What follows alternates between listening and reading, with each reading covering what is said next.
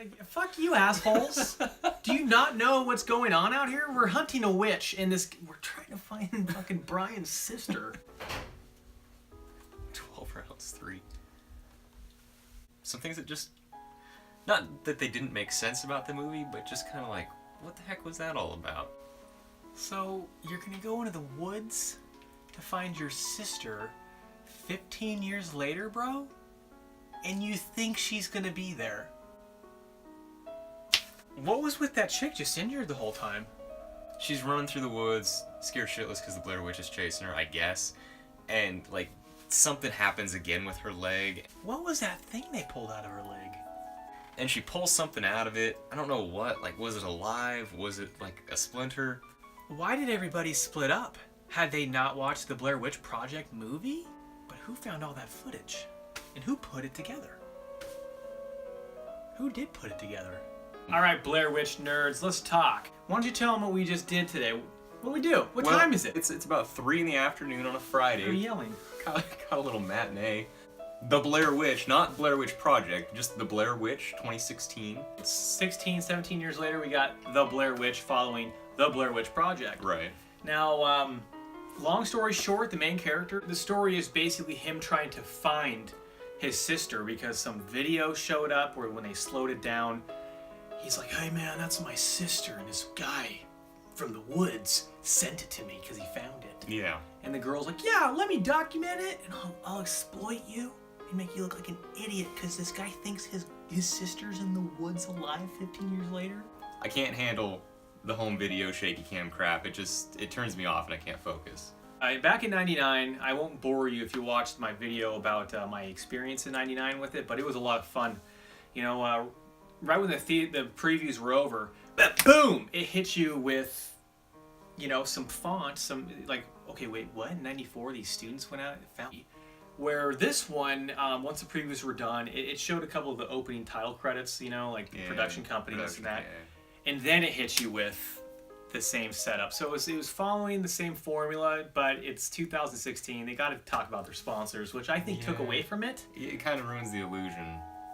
Tell me about the characters, all right? Let's both talk about, did you buy these characters? Yeah, and this is something I wanted to talk about in general because I think horror films, whether you realize it or not, whether they realize it or not, they are only as scary as the connection that you've built with the characters in them. And they're already kind of a disadvantage because they can't bring recognizable faces into these movies because they're recognizable. Well, your example, there was a trailer. Yeah, there's a trailer with Aaron Eckhart. Yeah, and that's not going to be scary to me because I'm familiar with Aaron Eckhart, so I'm going to feel less terror for him because I know he's going to be back doing some other movie. He's got long hair. Right?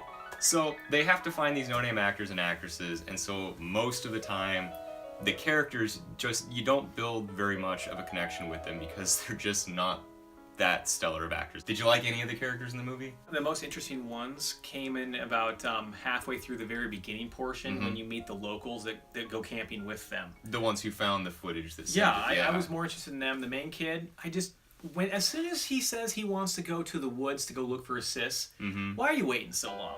You know? Yeah, it's been 15, 16 years It's a remake movie, or a reboot, sort of. They could have done it 4 years later. Yeah.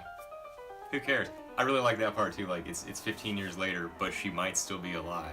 Like, she's not alive, bro. If she's still alive 15 years later and is still living in the woods, she's batshit crazy. You might want to leave her there. Yeah. The story itself, I thought, you know, it wasn't perfect. It wasn't awful. I've heard everything about the original Blair Witch, so I know what it's about, but I've never seen it. I felt like this movie did a very good job of establishing a connection with the original movie. In that respect, I think that they did do good work for someone who hasn't seen the original. I think we both can agree that the story was doable. Yeah. You know? Yeah. So why not make the Blair Witch? There were a lot of things in this movie that I felt kind of went unexplained.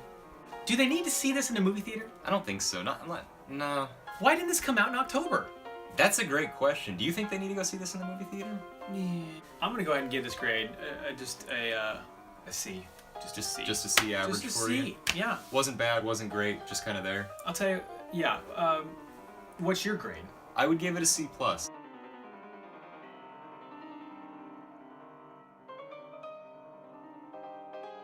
Like, they seriously had about 7,000 cameras with them. And you're telling me that someone went up into the woods and recovered all this footage? Yes. Like, is the Blair Witch herself producing these movies? I think so, yeah. She has some drywall that she needs to replace. And Every single one of them had like a little earpiece with a camera in it yeah. that were all magically recovered. They had at least 3 handheld cameras. They had like webcams set up everywhere. They had a drone camera that would like... You know, and the thing is when shit hit the fan, they all were like shit hitting the fan and just separating everywhere. Yep. You know, I would like to see some Navy SEALs take on this operation. Right? You get to see the Blair Witch, or basically the evil that is the Blair Witch, which you don't get in the first one. I was kind of expecting it. I was expecting that they would use that as like, hey, we're taking it to the next step by actually showing you the Blair Witch. How'd you feel about it? I think that was one of the major issues for people with the first one. I think it was 50-50. I love that you didn't see the witch in the first one. But in this one, what you see is kind of like, oh, so that's what I've been like scared of this whole time. Okay, sure. There was something more magical about the first one, because in the second one, here's what happens, all right? They get in the woods, they make camp. That night, weird things happen. Next morning, weird things happen. And then that night, it's night the rest of the movie. The sun doesn't come up, you know, and that's a different storyline, but... And I was kind of waiting for like a break in the action, like, is it going to go back to day? So they're going to be like, oh, phew, everything's fine, and then hit them with night again, but they never do. That's where the first one really excelled for me, because it was like, you know, it was like this. When it was daytime, you were relieved, because each night it got worse and worse and worse, and there were such subtle things that really scared you in here, and they made you think, where this one, you know, the noises were louder, and it was like, what is that, a beast out in the woods? Yeah. Am I scared of a beast or a witch? Right, and we were talking about that too. Like, horror films, for a long, long time now, that's really easy to do. And I'm not going to say that I'm not scared when it happens, because if someone yells really loud in your face and you get a really quick movement over to something that's supposed to terrify you, I'm probably going to twitch a little bit. But is it going to stay with me for more than about 2 seconds? Yeah. No. It probably happened 3 or 4 times in this. Yeah, Like, and so this movie... hey, Brenda! Right. Like, Jesus, what? Why do people do that too? Like, that's something else we can talk KFC's about. ready by the campfire! They're yelling in the forest like, Steve! Steve, where are you? And then they turn around and Steve's like, I'm right here. Like, he couldn't have just said that from 10 feet away. Hey, yo. Like, How you doing? like, I'm over here. Kathy, I'm over here. I'm like, oh, Steve, hey, Throw me a Coors, Kathy. thanks for not scaring the shit out of me.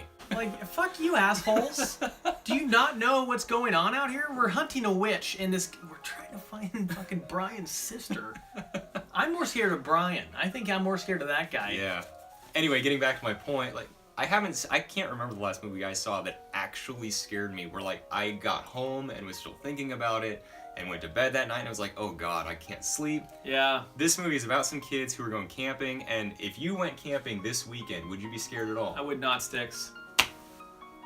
Because we're not idiots, first off, but yeah, it's not a movie that sticks with you. At the end of the day, if I had only 2 hours to blow and I had Blair Witch 1 or the Blair Witch, I'd go with the very first one. It was just better. It was just better. I'll take your word for it. Maybe I'll go see it. Or maybe I'll try to track down a copy. This wasn't horrible. No, it wasn't bad. Like we said, C+, kind of middle ground there. If it was a shitty crowd, it'd be a C-. Oh, yeah. Well, I tell you what, I had a good time. I did too. It's good to be back. Thanks for having me again. I know it's been about a month since I've been on. We miss you, dude. Pete's Dragon. Did we miss this guy? This guy's been putting in the work while I've been out, though. I've been putting some work in. He's got about a video every 15 minutes going Got on. another one coming. Oh my god. Yeah, true story. Yeah. When the Blair Witch came out, my brother used to get a bunch of twigs, string them together, and put them on girls' cars at their houses just to play jokes on them. Nice. It's pretty cool. Score any tail? No, he died putting one out there. And he tripped and fell on the branch and went right through his heart. Ow. Sorry. Thanks for bringing it up. Yeah.